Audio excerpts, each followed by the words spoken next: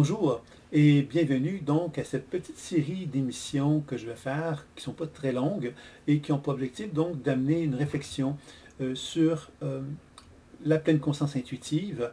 Alors mon nom est Sylvain Bélanger, je pratique depuis près de 30 ans donc les lectures intuitives telles que la clairvoyance, la clairaudience, la clairsentience, la médiumnité, le channeling.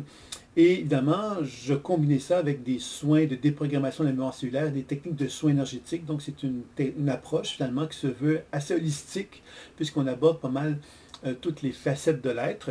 Et j'accompagne donc des gens depuis plusieurs années et j'enseigne également la méthode. Et j'avais envie aujourd'hui de vous parler un petit peu de sur quoi repose l'intuition finalement. Donc de vous amener des pistes de réflexion. Alors on a longtemps pensé que le corps était fait de chair et d'os. Et puis, la science nous amène à prendre conscience aujourd'hui que l'être humain que je suis est en relation avec le monde ambiant. C'est-à-dire que moi, en tant qu'être humain, j'ai les deux pieds sur le sol, et aujourd'hui, il est reconnu que la planète Terre produit un champ électromagnétique qui s'appelle le champ Schumann, et moi, en tant qu'être humain, je peux me synthétiser à ce champ électromagnétique-là et favoriser sa propagation dans mon propre corps. Donc, ça, c'est un premier exemple, c'est-à-dire que moi, je ne suis pas un corps uniquement fait de chair et d'os. Je suis donc en relation avec l'énergie vitale que la Terre produit. Et on sait que la planète Terre est en quelque sorte un organisme vivant. Moi, je suis un organisme vivant et je suis donc en interaction, en échange avec celui-ci. Et quand je commence à comprendre cela, cela veut donc dire que moi, en tant qu'être humain, je peux donc participer à la vie que la Terre me propose, me donne, par ce champ électromagnétique-là, et je peux chercher à le faire pénétrer d'une façon plus importante dans mon propre corps, qui va souvent me permettre donc de recharger en quelque sorte mes batteries, parce que la relation avec l'énergie de la Terre me permet de recharger nos batteries, de nous mettre en relation avec un rythme interne qui est en harmonie avec nos capacités physiologiques et énergétiques. Ça, c'est un exemple. Un autre exemple, évidemment, qui est intéressant de se rappeler, c'est que le ciel, les planètes, les étoiles, le soleil, les étoiles, le ciel, on peut évidemment aussi se relier à celui-ci. Il n'y a pas si longtemps, on pensait que le ciel, c'était quelque chose qui était là, puis que finalement, on n'était pas en étroite relation avec lui, dans le sens qu'on n'était pas en interaction. Et il y a un physicien qui s'appelle Pop qui a mis en évidence que le Soleil produisait des photons, donc des particules de lumière, et ces particules de lumière étaient absorbées par nos cellules du corps, puis ensuite les cellules du corps réémettaient de la lumière. Donc on comprend ici comme s'il y avait une forme de respiration, en quelque sorte biolumineuse, qui s'effectuait dans les cellules. Et ça veut donc dire que quand moi j'observe une personne avec un corps physique qui est devant moi, mais cette personne-là, évidemment, va émaner ce qu'on appelle l'aura. Et l'aura, qu'est-ce que c'est? Quelque part, c'est le reflet de cette respiration biolumineuse-là.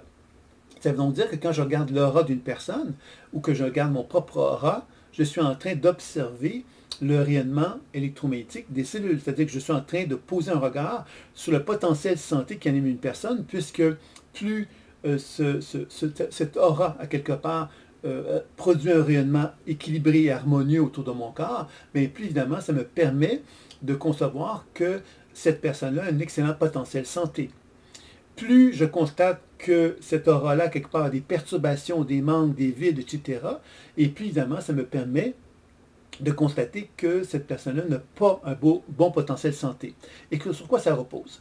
Ça repose simplement sur le principe qu'un corps qui est en santé a une capacité de recevoir l'énergie d'une façon négantropique, c'est-à-dire que l'énergie circule des pieds jusqu'au sommet de la tête sans heurte.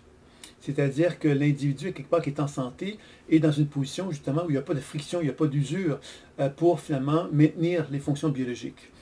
Quand on est dans un état d'effort énergétique, c'est-à-dire que quand l'aura a quelque part des perturbations importantes dans celui-ci, ça veut donc dire quelque part qu'il y a donc une forme d'entropie qui va se manifester dans le corps humain. Et cette entropie-là, c'est des zones d'usure, de friction, qui fait que le corps, pour être en santé, pour être capable de préserver sa santé, va devoir faire plein d'efforts. Et ces efforts-là, inévitablement, sont des indices de dysfonction dans le corps humain qui vont entraîner donc possiblement la maladie si on n'y prête pas attention.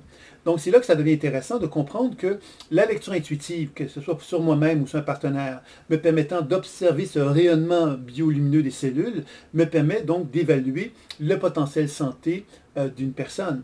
Et ce potentiel santé-là, quelque part, ben, me permet donc de constater qu'une personne peut avoir un faible potentiel santé par rapport à l'observation que l'on fait de lui, mais on peut évidemment faire des actions pour rétablir cela, pour augmenter le potentiel santé de la personne en question. Et c'est là qu'on parle de prévention. Et ça, je pense que c'est quelque chose qui est vraiment très important de comprendre que la santé, qu'on a définie dans la médecine classique, est aujourd'hui remise en question par le fait maintenant qu'on a compris que le corps n'était pas fait de chair et d'os et qu'il y a donc des fonctions plus subtiles qui étaient présentes. Et ces fonctions subtiles-là nous reflètent des indices de perturbation qui ne sont pas visibles dans la médecine classique, mais qui sont visibles dans ce regard-là et qui nous permet de mieux prévoir finalement comment le degré de santé d'une personne. Et je pense que c'est ça qu'il faut maintenant mettre en évidence, qui est donc envisageable maintenant aujourd'hui de comprendre que l'objectif d'un être humain, c'est d'avoir un rayonnement biolumineux le plus équilibré possible.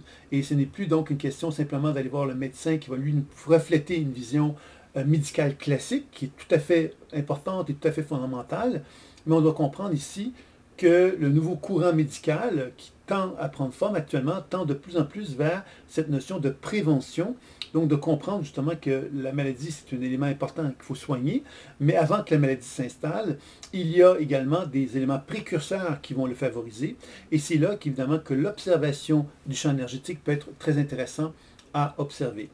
Donc voilà, c'est un petit peu la première information que j'avais envie de vous transmettre de façon naturelle comme cela.